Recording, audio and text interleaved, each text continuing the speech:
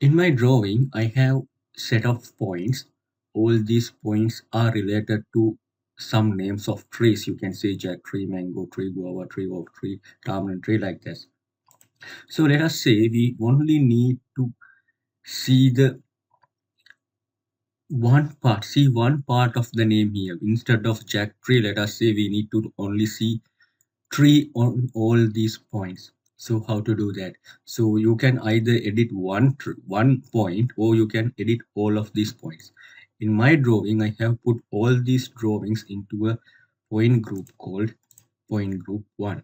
So if I need to remove the name of the tree from this point description, this is how I do it.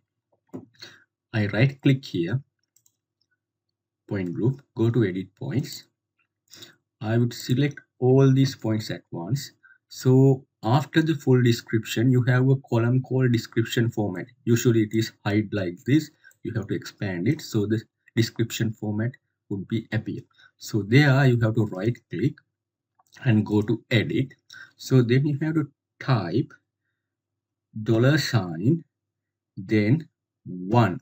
1 means it will show the second part of the description. If you put 0 here, it will only show the first part of the description. If you put 1, it will only show the second part of the description. So I did edit here because I will edit all these at once. So I'll click OK here, press enter here.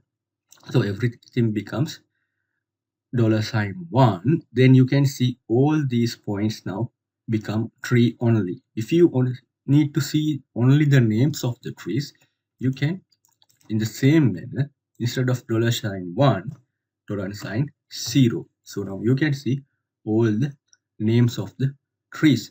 So that is how to control the description format of a point in Civil 3D.